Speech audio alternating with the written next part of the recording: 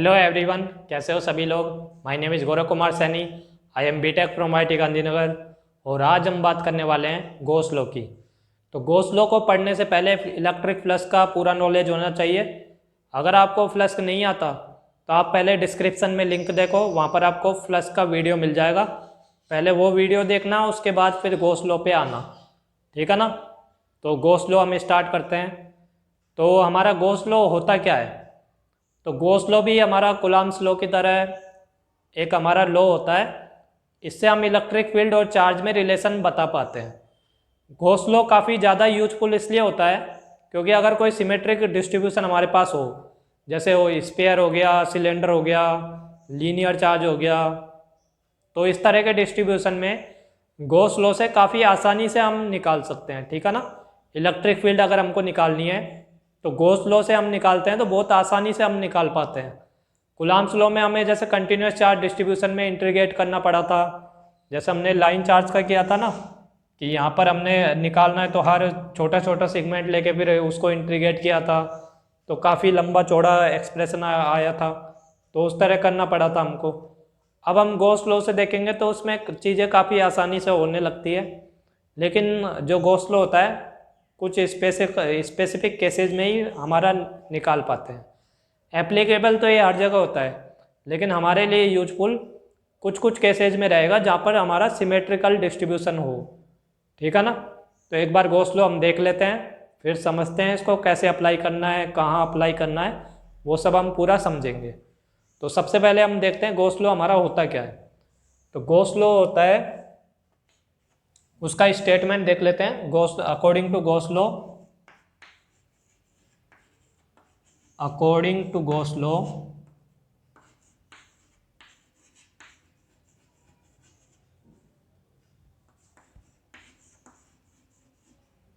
Electric flux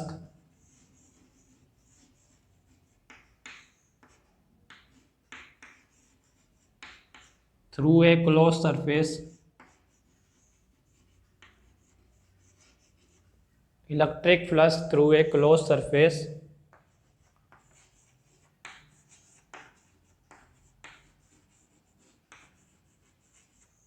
is directly proportional to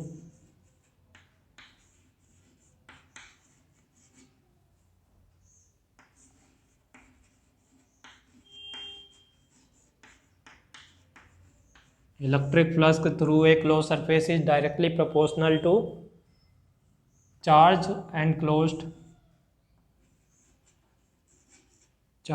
enclosed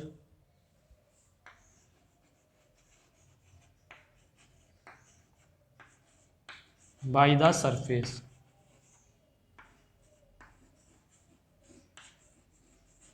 ये हमारी close surface के लिए है, ठीक है ना। जो हमने सरफेस लिया वो क्लोज सरफेस है।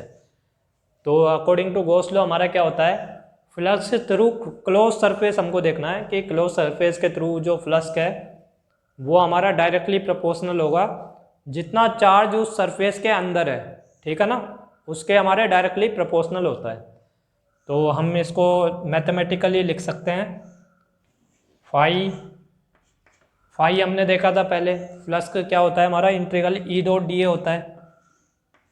तो ये तो हम पहले देख चुके हैं, ठीक है ना। और वो हमारा क्या होता है गॉस लॉ से, जो ये फाई की वैल्यू है वो हमारी होती है चार्ज एनक्लोज्ड, यानी क्यू इन हम लिख सकते हैं कि अंदर कितना चार्ज है, जो हमने सरफेस ली है उसके अंदर कितना चार्ज है, और अपॉन एप्सिलॉन नॉट, मतलब ये इसके प्रोपोर्शनल होता है। और एक्सपेरिमेंट से फिर हम प्रोपोर्शनलिटी कांस्टेंट निकालते हैं तो वो 1/एप्सिलॉन नॉट हमारा आता है, ठीक है ना। एप्सिलॉन नॉट सभी जानते हैं 8.85 इंटू 10⁻⁻12, ठीक है ना। ये एप्सिलॉन नॉट की वैल्यू होती है 8.85 इंटू 10⁻⁻12। और क्यू इन हमारा क्या होता है, जो चार्ज सरफेस के अंदर एनक्लोज्ड है। और ये हमारा फ्लक्स आ गया। और ये गोले का मतलब क्या होता है कि हम क्लोज सरफेस की हम बात कर रहे हैं, ठीक है ना। तो क्लोज सरफेस के थ्रू हमारा फ्लक्स होगा integral E dot d A, और उसकी वैल्यू आती है Q in by epsilon not.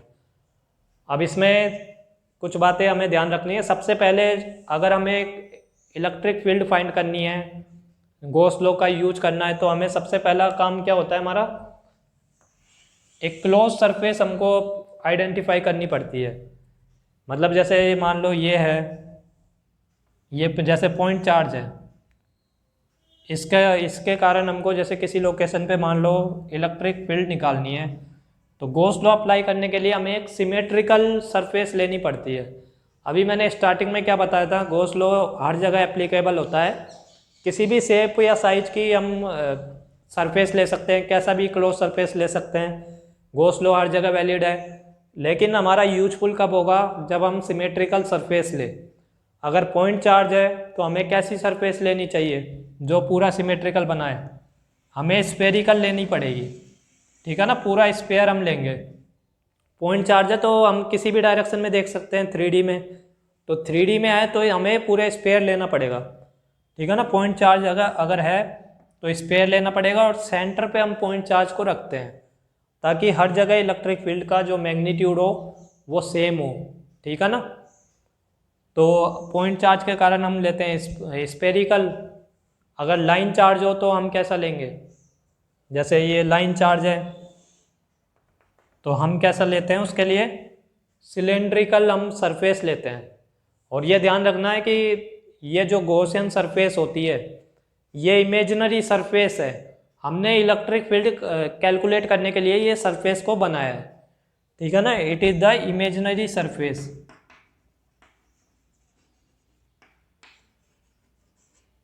यहाँ पर कोई मटेरियल हो या नहीं हो वो ज़रूरी नहीं है, ठीक है ना। इमेजिनरी सरफेस है, कहीं भी हो सकती है, ये स्पेस में कहीं भी हो सकती है, वहाँ ज़रूरी नहीं है कि कोई चार्ज हो, ठीक है ना। हवा में ये वैसे भी हो सकती है। इसको हम बोलते हैं Gaussian surface.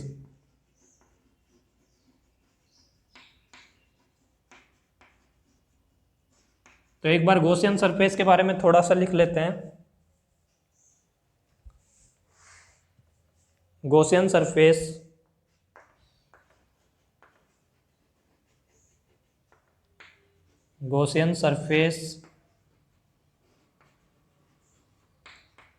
is the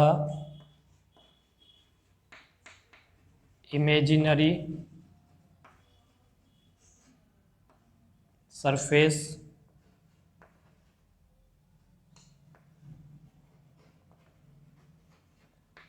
drawn to apply Gauss law.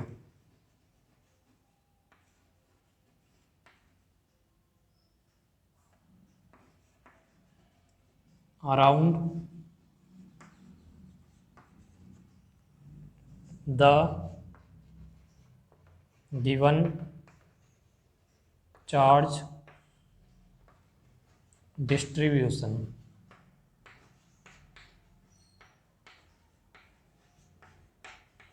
ठीक है ना, जो भी हमको चार्ज डिस्ट्रीब्यूशन दिया है उसके अराउंड हम गॉसियन सरफेस बनाते हैं, वो हमारी इमेजिनरी सरफेस है, ठीक है ना। वहाँ पर हमारा चार्ज हो या नहीं हो कोई ज़रूरी नहीं है। तो इसके बारे में और लिख लेते हैं।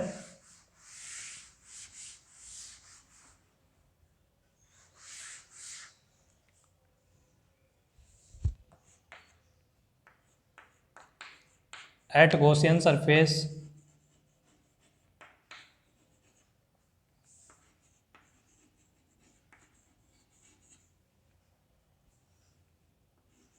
there may not be any material present.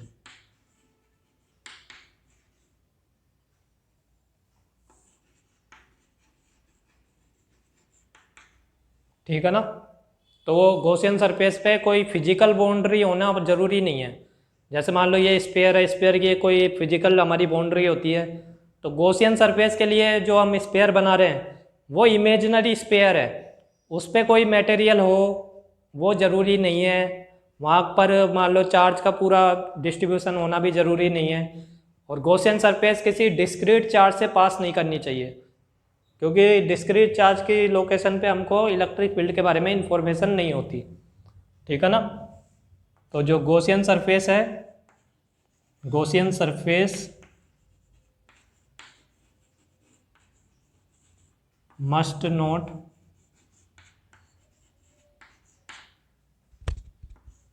Pass through discrete charge.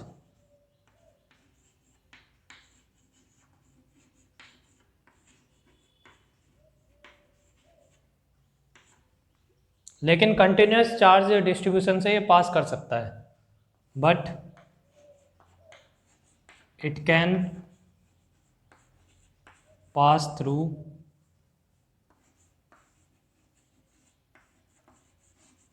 Continuous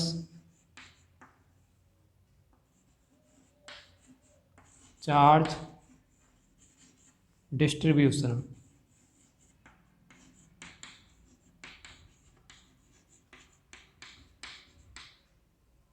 तो कंटिन्यूस चार्ज डिस्ट्रीब्यूशन से तो ये पास कर सकता है, लेकिन डिस्क्रीट कोई चार्ज रखा हो तो उससे पास नहीं करना चाहिए, ठीक है ना।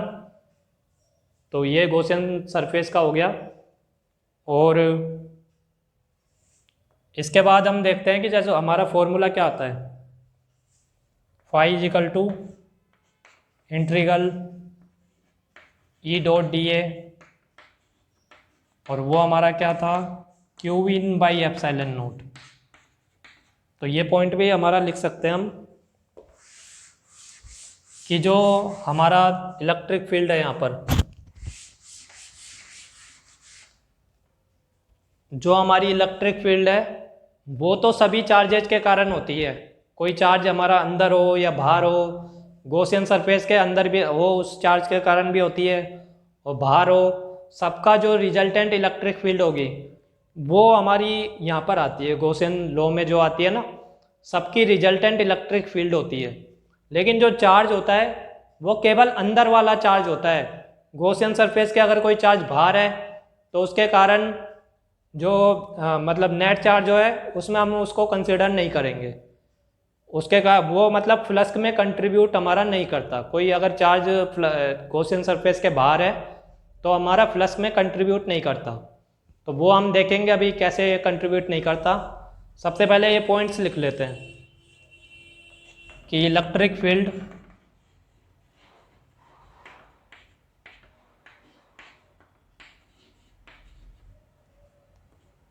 इन Gauss law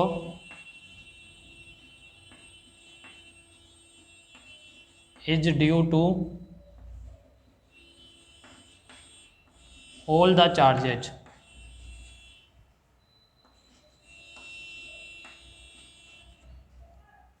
charges present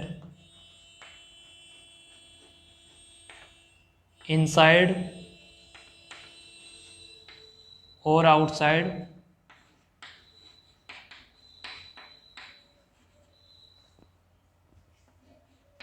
the Gaussian surface।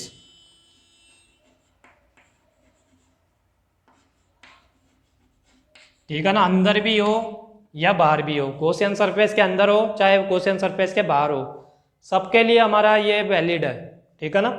सबके कारण जो रिजल्टेंट इलेक्ट्रिक फील्ड आती है वो हमारी इलेक्ट्रिक फील्ड इस एक्सप्रेशन में हम लिखते हैं, ठीक है ना। तो electric field in Gauss law is due two charges present inside and outside. अंदर बाहर हो सबका रिजल्टेंट जो इलेक्ट्रिक फील्ड होगी वो हमको यहाँ लिखना है, ठीक है ना। लेकिन जो चार्ज है वो केवल गॉसियन सरफेस के अंदर होना चाहिए, but we consider charges only inside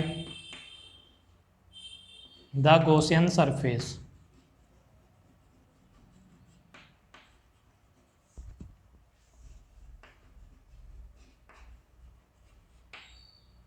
ठीक है ना, गॉसियन सरफेस के जो अंदर हो केवल उसी चार्ज को हमको कंसीडर करना है। कोई चार्ज अगर बाहर है तो फिर उसको हम कंसीडर नहीं करेंगे। क्यों नहीं करेंगे, एक बार इसको समझते हैं। पहले आप ये नोट कर सकते हो।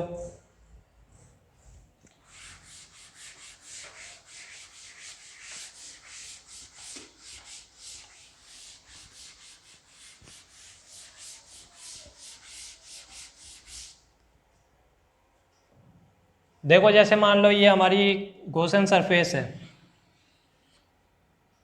ये हमने चार्ज बाहर रखा, तो इसके कारण हमको फ्लक्स देखना है कि क्लोज सरफेस से कितना फ्लक्स हमारा पास कर रहा है। तो जैसे अगर इसकी इलेक्ट्रिक फील्ड लाइंस बनाए तो इस तरह की बनेगी, पॉजिटिव चार्ज के कारण, रेडियली आउटवर्ड होती है ना पॉजिटिव चार्ज के कारण, तो इस तरह की हमारी इलेक्ट्रिक फील्ड लाइंस बनी।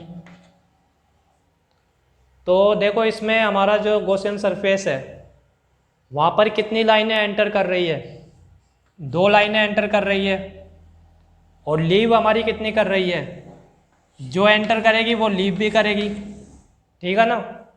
तो जितना फ्लक्स हमारा एंटर करने पर आएगा नेगेटिव में आएगा, कोई लाइन्स अगर सरफेस के अंदर एंटर करती है तो फ्लक्स हमारा क्या होता है, नेगेटिव होता है, और अगर लाइन्स सरफेस को लीव करती है तो हमारा फ्लक्स होता है पॉजिटिव। तो जितना पॉजिटिव फ्लक्स होगा उतना हमारा नेगेटिव फ्लक्स होगा, तो हमारा नेट फ्लक्स 0 हो जाएगा। फ्लक्स हमने कैसे डिफाइन किया था, flux electric flux is the number of line crossing the surface. तो number of lines leaving the surface होती है तो वो पॉजिटिव लेते हैं, और number of lines entering the surface होती है वो नेगेटिव लेते हैं। लीविंग पॉजिटिव और एंटरिंग हम लेते हैं नेगेटिव। तो देखो यहाँ से 2 लाइनें हमारी निकल रही है, तो 2 लाइन 2 आया फ्लक्स, मतलब प्लस का 2 आया, 2 के प्रोपोर्शनल आया। ऐसे ही 2 लाइन एंटर कर रही है तो भी प्लस के 2 के प्रोपोर्शनल आया, ये माइनस के 2 के प्रोपोर्शनल आया, तो +2 और -2 हमारा 0 हो जाएगा। मतलब अगर number of lines leaving equal to number of lines entering है तो हमारा नेट फ्लक्स 0 होता है। तो फाई हमारा कितना आ गया, 0 आ गया, ठीक है ना, क्लियर है ना सभी को। तो जितनी लाइनें हमारी एंटर कर रही है अगर उतनी लाइनें बाहर निकल रही है तो हमारा फ्लक्स 0 हो जाता है। इसलिए बाहर वाले चार्ज के कारण कोई नेट फ्लक्स में एडिशन नहीं हो रहा। अगर जो भी चार्ज बाहर है वो तो क्या होगा, जितना वो लाइनें एंटर करेगी उतनी बाहर निकलेगी, तो नेट फ्लक्स में कंट्रीब्यूट नहीं करेगी, ठीक है ना, क्लियर है ना। तो चार्ज आउटसाइड हमारा कंट्रीब्यूट नहीं करता, केवल चार्ज इनसाइड हमारा कंट्रीब्यूट करेगा, ठीक है ना। जैसे ही मान लो ये है, ये मान लो Q1 है, ये Q2 है, ये Q3 है, ये Q4 है, ये Q5 है। तो हमें नेट फ्लक्स निकालना है, नेट फ्लक्स हमारा कितना होगा। तो यहाँ पर हमारा देखो फॉर्मूला क्या होता है फाई का, फाई इजिकल टू Q/ε0 होता है, Q in/ε0, यानी अंदर वाला चार्ज हमको देखना है, टोटल अंदर वाला चार्ज कितना है। जैसे मान लो इसका साइन बदल लेते हैं, चलो ये माइनस का है, ठीक है ना, Q3 -Q3 है, एक तो +Q1 +Q2 एंड -Q3, 3 हमारे पास चार्ज है। तो हमारा नेट चार्ज क्या हो गया, Q in देखना है हमको, Q4 और Q5 के कारण तो कोई फ्लक्स आएगा नहीं, तो इनको देखना ही नहीं है हमको। तो हमारा नेट चार्ज क्या हो गया, Q1 + Q2 - Q3, क्योंकि हमको Q in देखना है, Q in/ε0, ये हमारा फाई होता है। जो गॉसियन सरफेस है उसके केवल अंदर वाला चार्ज हमको एडिशन करना है, और विद साइन एडिशन करना है, ठीक है ना। अपॉन में ε0 कर दो तो ये हमारा फ्लक्स आ जाएगा, ठीक है ना। तो ये हमारी बात हुई, फ्लक्स की बात हुई कि अगर कुछ चार्ज अंदर है कुछ बाहर है तो केवल अंदर वाले चार्ज ही फ्लक्स में हमारे कंट्रीब्यूट करते हैं।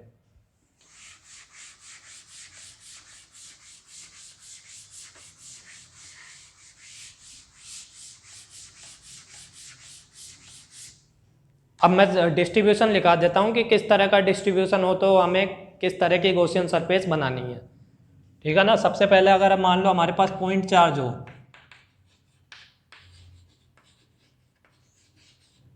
पॉइंट चार्ज यानी इस तरह है, तो हमारा सिमेट्रिक कैसे आ जाएगी, स्फेरिकल हम गॉसियन सरफेस ले सकते हैं।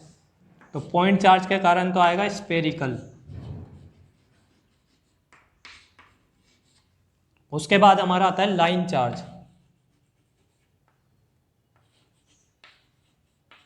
और इसमें इनफाइनाइट हम लाइन चार्ज लेते हैं केवल। क्यों लेते हैं वो आगे जाके पढ़ेंगे हम, ठीक है ना। इनफाइनाइट लाइन चार्ज, केवल इनफाइनाइट लाइन चार्ज के केस में हम गॉस लॉ अप्लाई कर पाते हैं, फाइनाइट में अप्लाई नहीं कर सकते, ठीक है ना। उसका रीजन आगे हम पढ़ लेंगे। तो इनफाइनाइट लाइन चार्ज में हम लेते हैं, जैसे ये लाइन चार्ज है तो हमें सिमेट्री चाहिए तो कैसा लेना पड़ेगा, सिलेंड्रिकल लेना पड़ेगा। इसको हम सेंटर पे रखेंगे, सेंटर के अलोंग, ठीक है ना, तो इसके लिए सिलेंड्रिकल आ जाएगा।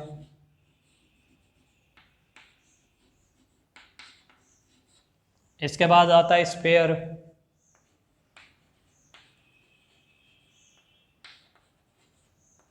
Spherical distribution.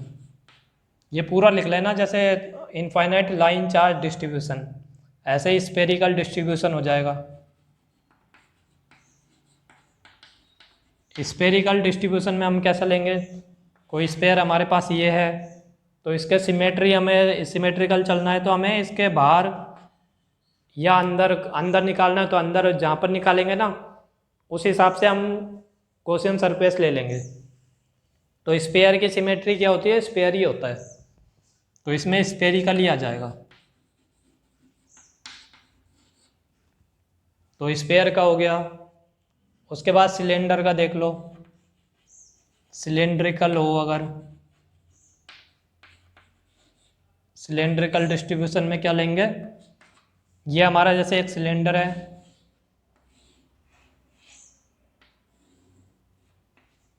तो हमें एक गॉसियन सरफेस बनाना है तो हमें एक बड़ा सिलेंडर लेना पड़ेगा, मतलब बड़े साइज का सिलेंडर लेना पड़ेगा तो हमारा काम हो जाएगा, ठीक है ना। सिलेंडर के बाहर दूसरा, जैसे कोई सिलेंड्रिकल सरफेस ऐसे है तो उसके बाहर हमने जैसे ऐसे सिलेंडर बना लिया, बड़ा सिलेंडर बना लिया, तो हमारा क्या बन जाएगा, गॉसियन सरफेस सिमेट्रिकल बन जाएगा। और अगर सिलेंडर के अंदर इलेक्ट्रिक फील्ड निकालनी है तो अंदर छोटा सिलेंडर बना लो, ठीक है ना, ज़रूरी नहीं है हर बार बड़ा ही बनाना पड़े। अगर अंदर इलेक्ट्रिक फील्ड बनानी है तो अंदर हमारा छोटा सिलेंडर बना सकते हैं, तो इसके लिए आ जाएगा cylindrical.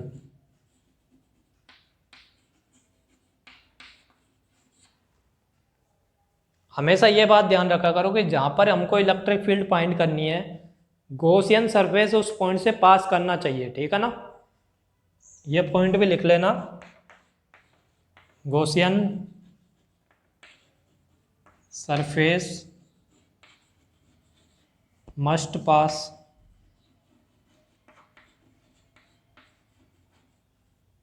Through point on which we have to find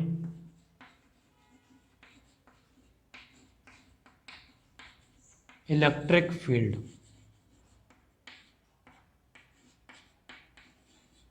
ठीक है ना, जहाँ भी हमको इलेक्ट्रिक फील्ड फाइंड करनी है वहाँ से हमारा गॉसियन सरफेस पास होना चाहिए, तभी हम उसका निकाल पाएंगे। जैसे मान लो ये लाइन चार्ज है, इनफाइनाइट लाइन चार्ज है, इसके कारण हमको मान लो इस पॉइंट पर इलेक्ट्रिक फील्ड निकालनी है तो गॉसियन सरफेस सिलेंडर जो है हमारा इस पॉइंट से पास होना चाहिए। जिस पॉइंट पे हमको इलेक्ट्रिक फील्ड पूछी है उतना रेडियस का हम सिलेंडर बना लेंगे, ठीक है ना। जैसे मान लो यहाँ से r डिस्टेंस पे तुमको पूछा है तो r डिस्टेंस पे तुम ऐसा सिलेंडर बना लेना, ठीक है ना। r डिस्टेंस पे हम ऐसा सिलेंडर बना लेंगे। अगर अंदर पूछी है, यहाँ पूछी है, तो ऐसे छोटा सिलेंडर बना लो इस रेडियस का, ठीक है ना।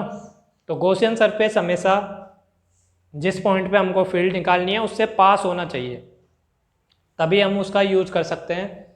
तो अब पॉइंट चार्ज के कारण हम सीखते हैं कि पॉइंट चार्ज के कारण कैसे हम निकालते हैं, ठीक है ना।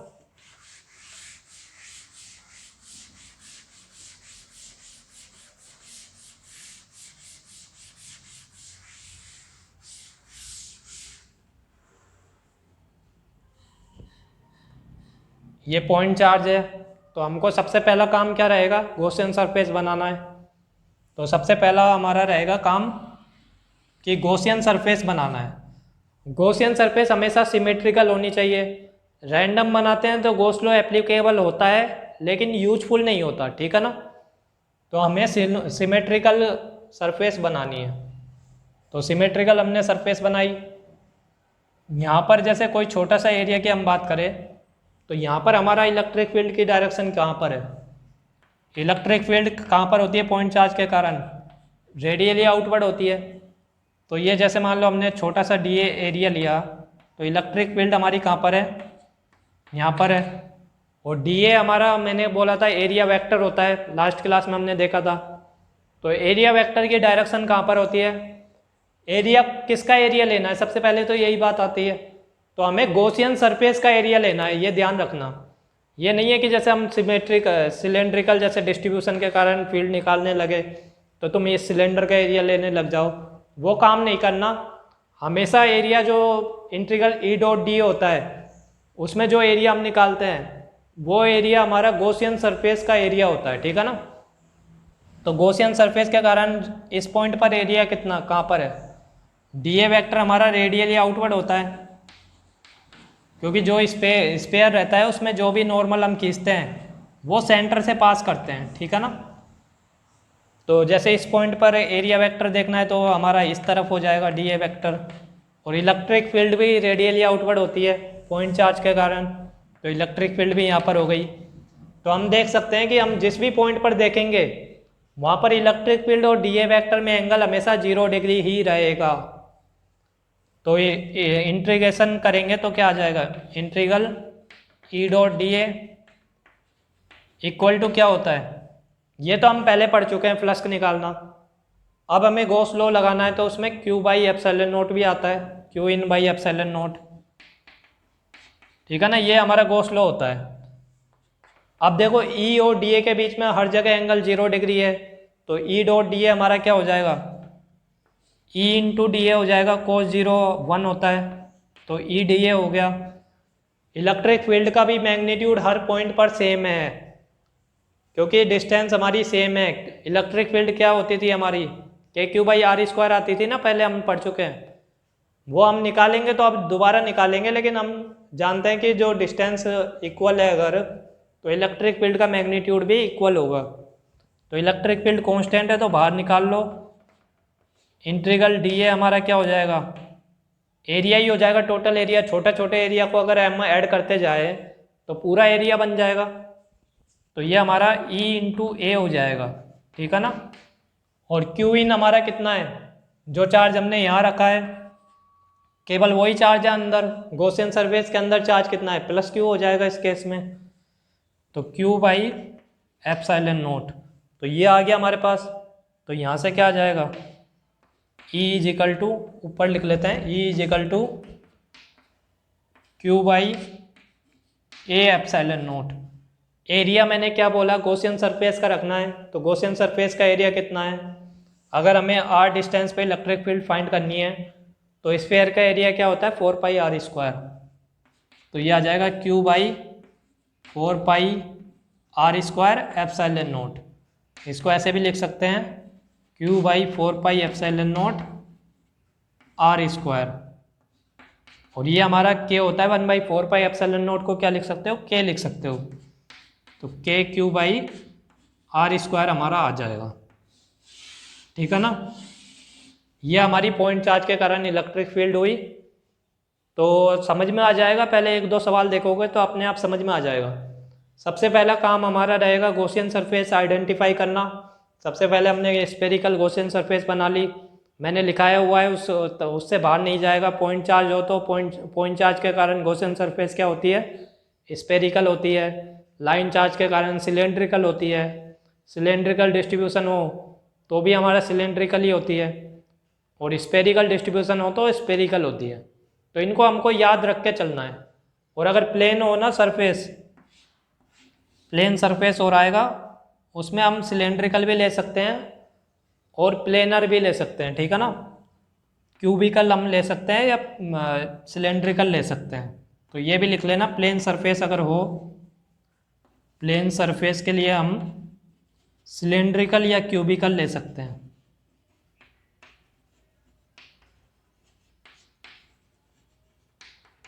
ठीक है ना।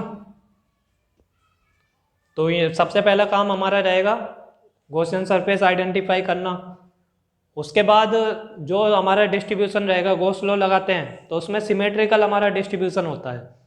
तो इलेक्ट्रिक फील्ड जनरली हर पॉइंट पर तुम्हें मैग्नीट्यूड सेम मिलेगा, ठीक है ना। तो इलेक्ट्रिक फील्ड और फिर उसके बाद डी ए के बीच का एंगल देखना, इंटीग्रल ई डॉट डी ए, थीटा तुम्हें हर जगह सेम मिलेगा, तभी हम गॉस लॉ लगा पाते हैं।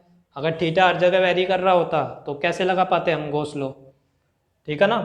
तो गॉस लॉ जहाँ पर सिमेट्रिकल डिस्ट्रीब्यूशन मिलेगा, जनरली ई डॉट डी ए, इनके बीच में जनरली हमारा 0 डिग्री मिलता है, ठीक है ना। जनरली 0 या 90 हमको मिलेगा। तो ई डॉट डी ए करेंगे तो ई डी ए आ गया हमारा, क्योंकि यहाँ पर एंगल हमारा कितना था, 0 डिग्री था ई और डी ए के बीच में। तो ये ई इंटू ए आ जाएगा, ठीक है ना, सीधा ई इंटू ए आ जाएगा। इंटीग्रल डी ए हमारा ए होता है, तो ई इंटू ए आ गया, और वो हमें करना है क्यू बाई एप्सिलॉन नॉट, ठीक है ना। सबसे पहले तो हमारा काम ये रहेगा कि ये वाला फॉर्मूला को सॉल्व करना है, रिजॉल्व करना है। ई इंटू ए इस तरह के कुछ फॉर्म में हमको लाना है, और उसके बाद equal to Q by epsilon naught कर देना, फिर वहाँ से हम इलेक्ट्रिक फील्ड फाइंड कर लेंगे, ठीक है ना। एक दो सवाल और देखते हैं, सब क्लियर हो जाएगा।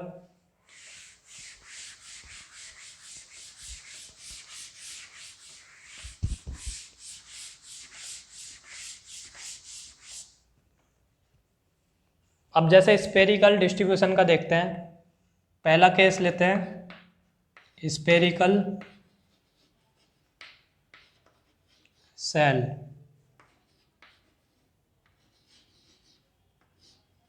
सेल का मतलब होलो होता है हमारा, ठीक है ना, या होलो स्फेयर।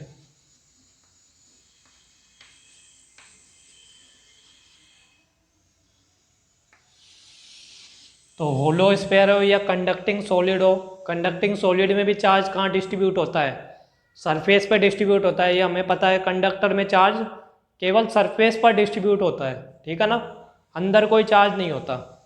तो उसको भी हम इसी तरह निकाल सकते हैं, ठीक है ना, या conducting solid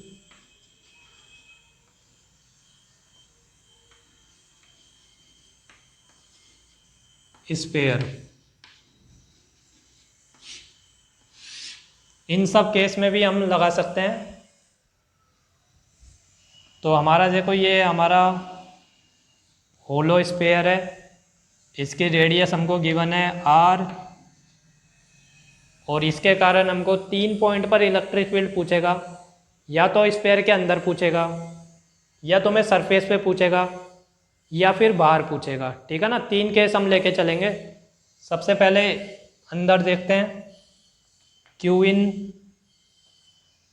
electric field inside, E in हमको निकालना है, ठीक है ना। पहला केस ये है।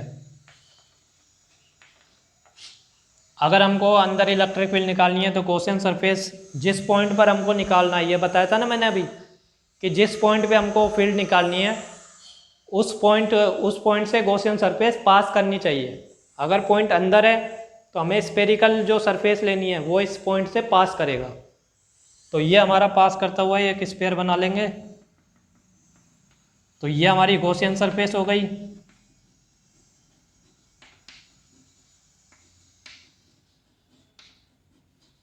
ठीक है ना, ये गॉसियन सरफेस हो गई।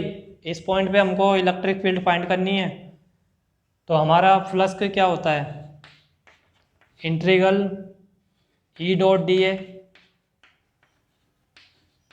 और वो क्या होता है Q in by epsilon not. Charge कहाँ पर डिस्ट्रीब्यूट है ये बताओ। जैसे इसको मान लो हमने क्यू चार्ज दिया, तो क्यू चार्ज हमारा कहाँ डिस्ट्रीब्यूट होगा, क्योंकि अंदर तो वैक्यूम है, तो वैक्यूम में तो चार्ज डिस्ट्रीब्यूट होगा नहीं, सरफेस के ऊपर ही पूरा डिस्ट्रीब्यूट रहेगा चार्ज। अगर हो स्फेरिकल सेल है या होलो स्फेयर है तब तो बाहर आ ही जाएगा। और कंडक्टिंग अगर सॉलिड स्फेयर हो उसमें भी जो भी चार्ज हम देंगे, चाहे हम अंदर दे चाहे बाहर दे, सारा चार्ज बाहर ही डिस्ट्रीब्यूट होता है, ठीक है ना, आउटर सरफेस पे डिस्ट्रीब्यूट होता है। तो जो भी हमने प्लस क्यू चार्ज दिया वो सारा आउटर सरफेस पे डिस्ट्रीब्यूट हो जाएगा, ठीक है ना। तो हमारा क्या आ जाएगा फ्लक्स। इसके अंदर कितना चार्ज है, फिर सारा चार्ज तो बाहर डिस्ट्रीब्यूट हो गया। तो गॉसियन सरफेस के अंदर क्या बचा बताओ, इसके पास क्या बचा, कुछ नहीं बचा। तो अंदर कोई चार्ज नहीं है, तो क्यू इन हमारा क्या हो गया, जीरो हो गया। तो क्यू इन हमारा जीरो हो गया, तो इंटीग्रल ई डॉट डी ए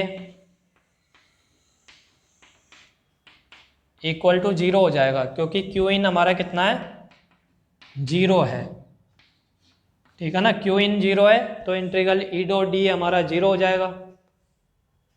तो ई डॉट डी अगर जीरो है तो हमारा इलेक्ट्रिक फील्ड भी क्या आ जाएगी, इनसाइड वाले पॉइंट पे इलेक्ट्रिक फील्ड हमारी जीरो आ जाएगी। ठीक है ना,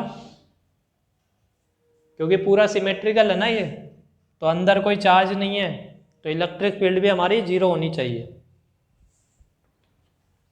तो ये आ जाएगा हमारा case one, electric field inside the, जो इनसाइड द होलो स्फीयर हमारा कितना रहता है, जीरो रहता है। केस टू हमारा ये रहेगा,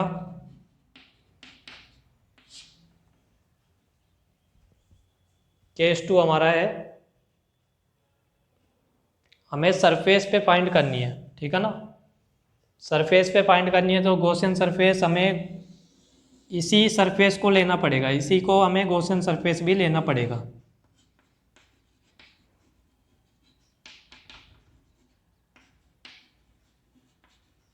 अब ये मत बोलना कि चार्ज से पास नहीं हो सकती गॉसियन सरफेस, मैंने ये बोला था कि कंटिन्यूअस डिस्ट्रीब्यूशन से पास हो सकती है, लेकिन कोई अगर डिस्क्रीट चार्ज होगा वहाँ से गॉसियन सरफेस पास नहीं होगी।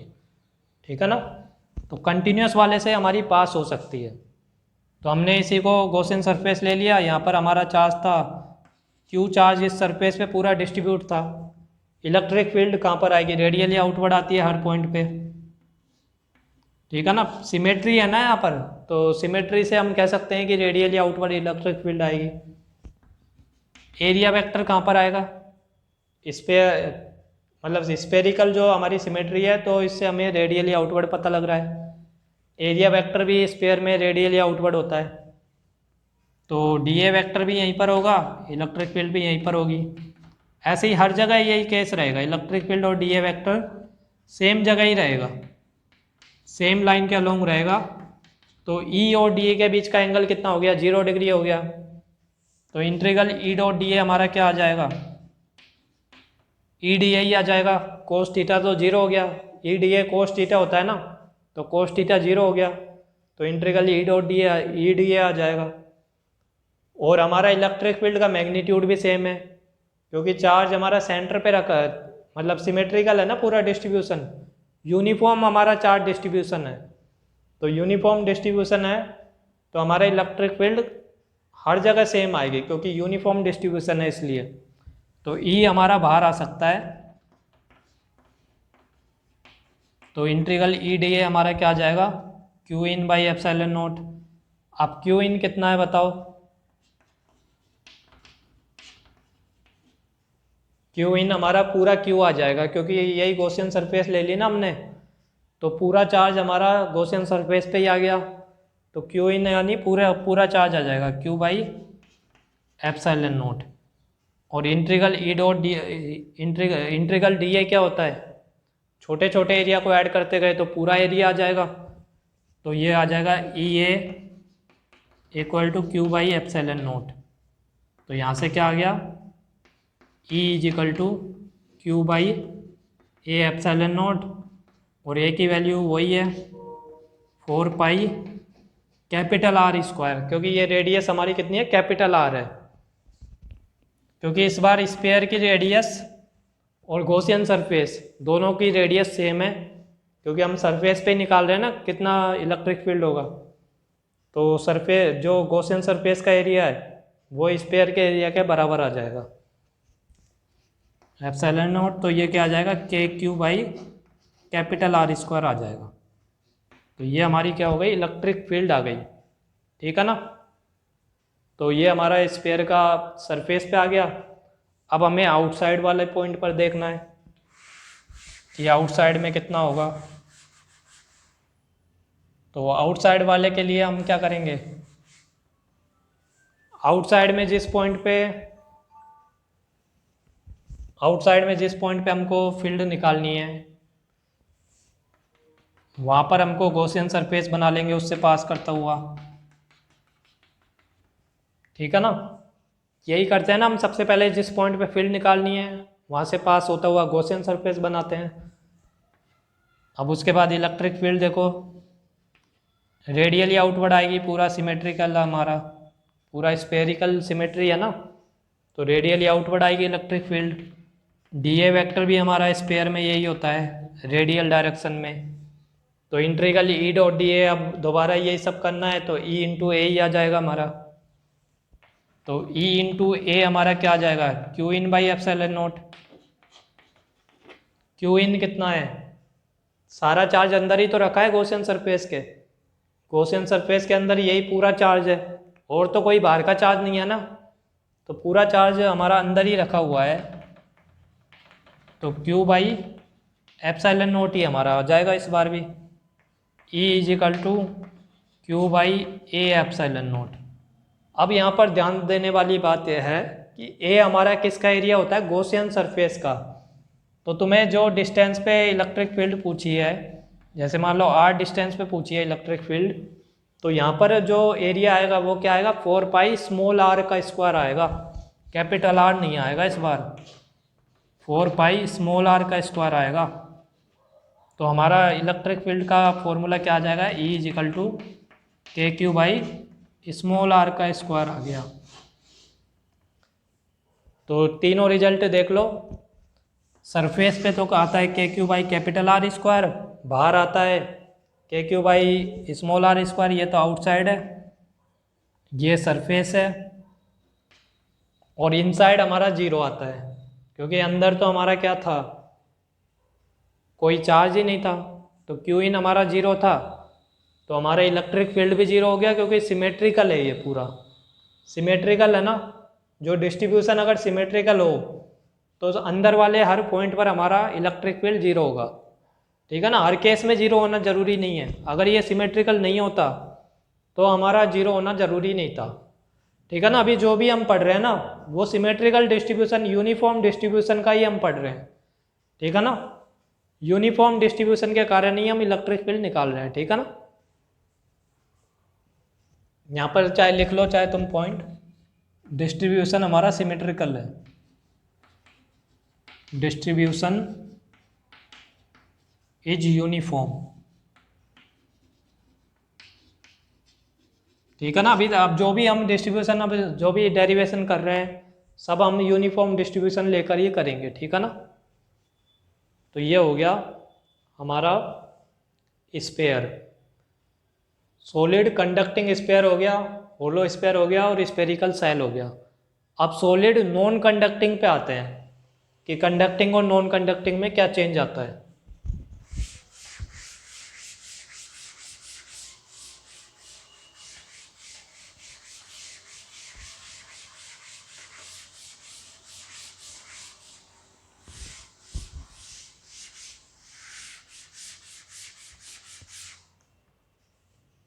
अब हमारा है सॉलिड नॉन कंडक्टिंग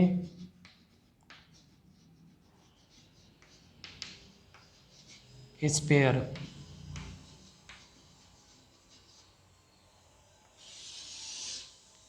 ठीक है ना, सॉलिड नॉन कंडक्टिंग स्पेयर देखते हैं।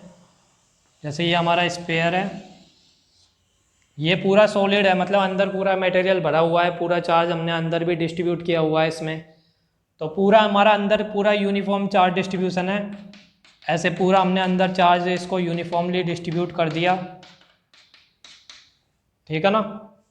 तो सबसे पहला केस लेते हैं, आउटसाइड वाला निकालते हैं, केस 1 ई आउट हम निकालते हैं। तो आउटसाइड वाले पॉइंट के लिए हमारा स्पेरिकल आ जाएगी गॉसियन सरफेस, तो स्पेरिकल हमने गॉसियन सरफेस ली, तो हमारा इलेक्ट्रिक फील्ड किस डायरेक्शन में होगा बताओ, रेडियल या आउटवर्ड ही होगा, स्पेरिकल सिमेट्री है ना हमारी, तो रेडियल या आउटवर्ड ही हमारा इलेक्ट्रिक फील्ड होगा। यहाँ पर डीए भी इस तरह ही होगा, स्पेयर है तो रेडियल होता है हमारा एरिया वेक्टर, तो ई डी ए, इस बार भी एंगल 0 डिग्री है, तो इंटीग्रल ई डी ए करेंगे तो इस बार भी ई बाहर आ जाएगा, क्योंकि सारी डिस्टेंस सेम है ना, तो सारी इलेक्ट्रिक फील्ड भी सेम आएगी। तो ई बाहर आ जाएगा, इंटीग्रल डी है, इस बार भी ए बन जाएगा, तो इस बार भी ई इंटू ए, तो इस बार भी आ ही जाएगा। ठीक है ना, कई बार निकाल चुका है इसलिए डायरेक्ट लिख रहा हूँ मैं, ई इंटू ए आ जाएगा यहाँ पर भी। और इजिकल टू क्या होता है, Q in by epsilon not हमारा होता है, अंदर ही है था, सारा चार्ज अंदर ही है, जो भी चार्ज है वो सब क्या है, गॉसियन सरफेस के अंदर ही है इस बार। जैसे मान लो प्लस क्यू हमारा चार्ज है, तो पूरा चार्ज क्यू हमारा अंदर है, तो क्यू बाई एप्सिलॉन नॉट आ गया। ई इजिकल टू क्या आ गया, q by A epsilon naught. A हमारा किसका एरिया होता है, गॉसियन सरफेस का एरिया होता है, तो हमारा क्या आ जाएगा, Q by 4 pi R square epsilon naught. ये डिस्टेंस हम आर लेके चल रहे हैं, तो गॉसियन सरफेस का एरिया में 4 पाई ये वाला आर लेना है। ठीक है ना, इसका कैपिटल आर हमको नहीं लेना। ठीक है ना, इसका रेडियस नहीं लेना। अगर सरफेस पे निकाल रहे हैं तो गॉसियन सरफेस हम यही बनाएंगे, उसमें हमें सरफेस का ही एरिया लेना पड़ेगा। यहाँ तक तो वही सेम आएगा, यहाँ पर बस आर की वैल्यू कैपिटल आर आ जाएगी।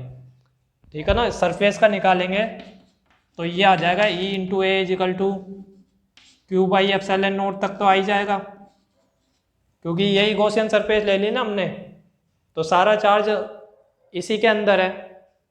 ठीक है ना, पूरा चार्ज अंदर ही तो है, गॉसियन सरफेस में ही तो आ रहा है, तो सारा चार्ज आ जाएगा इसमें भी, सरफेस में भी। सेकंड केस है ये, सरफेस।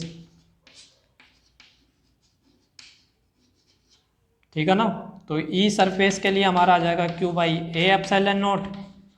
इस बार एरिया हमको इसी स्पेयर का लेना पड़ेगा, तो Q by 4 pi R square epsilon naught, यानी के क्यू बाई आर स्क्वायर हमारा आंसर आ जाएगा। ये सरफेस पर है, यहाँ पर भी इसको कर लो तो के क्यू बाई स्मॉल आर आ जाएगा, स्मॉल आर स्क्वायर। ये ई आउटसाइड है। अब हमारा आता है इनसाइड वाले पे, देखते हैं, इसमें थोड़ा सा हमको करना पड़ेगा। ठीक है ना, इनसाइड वाला देखते हैं अब।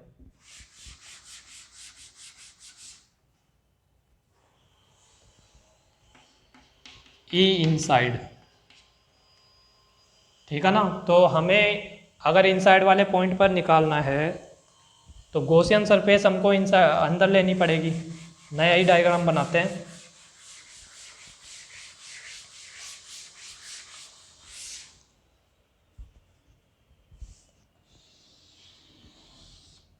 अगर हमें अंदर निकालना है तो गॉसियन सरफेस इस तरह लेनी पड़ेगी। तो इसमें देखो पूरे वॉल्यूम में हमारा चार्ज डिस्ट्रीब्यूट है, तो तुम्हें मान लो वॉल्यूम चार्ज डेंसिटी मैंने दे दी रो। ठीक है ना, वॉल्यूम चार्ज डेंसिटी अगर रो दे दी तो इसके अंदर कितना चार्ज आ जाएगा, पूरा चार्ज मतलब यूनिफॉर्मली डिस्ट्रीब्यूट है ना, तो रेशियो से हम निकाल सकते हैं कि पूरे में इतना है तो 1 में कितना होगा, फिर इतने में कितना होगा। यूनिटरी जो मेथड था ना उससे निकाल सकते हैं चार्ज। तो क्यू इन निकालते हैं सबसे पहले। तो क्यू इन हमारा क्या आ जाएगा, रो तो हमारा क्या होता है, चार्ज पर यूनिट वॉल्यूम। ठीक है ना, चार्ज पर यूनिट वॉल्यूम। तो इसके वॉल्यूम में कितना चार्ज आ जाएगा वो हम निकाल लेंगे। ये डिस्टेंस आर लेके चलो अंदर वाली, और इसकी रेडियस हम ले लेते हैं कैपिटल आर, यानी सेंटर से हमको स्मॉल आर डिस्टेंस पे इलेक्ट्रिक फील्ड फाइंड करनी है। तो हमें गॉस लॉ लगाना है, तो क्यू इन देखते हैं सबसे पहले। रो हमें दे रखी है यूनिफॉर्म, रो यूनिफॉर्म है एक तो, और ये हमारी होती क्या है, वॉल्यूम चार्ज डेंसिटी।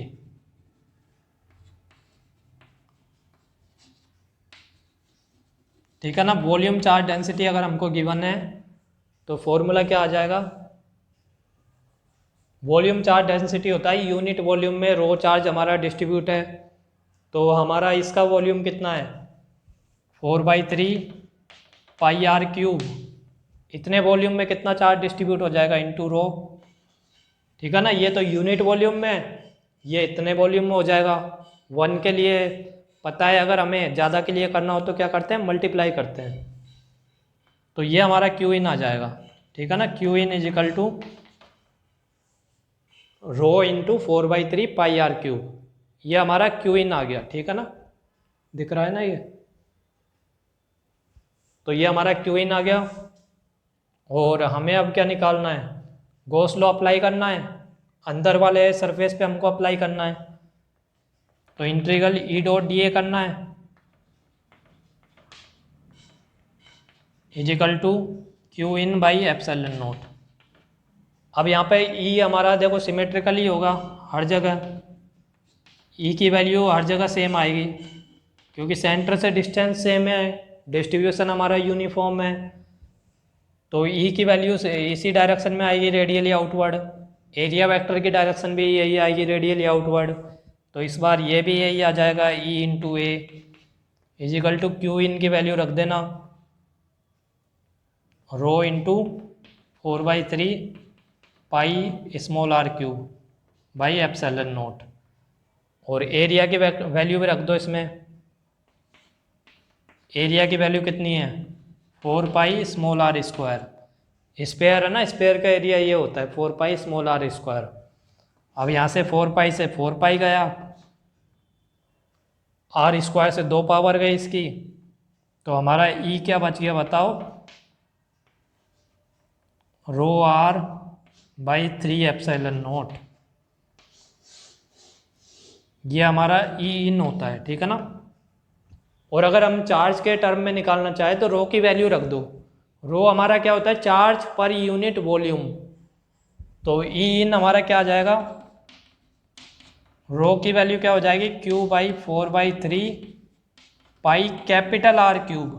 क्योंकि पूरे का चार्ज है ना, ये पूरा चार्ज, पूरे वॉल्यूम में मान लो क्यू चार्ज है तो यूनिट वॉल्यूम में कितना हो जाएगा, क्यू बाई इतना। ये हमारी ये चार्ज डेंसिटी होती है।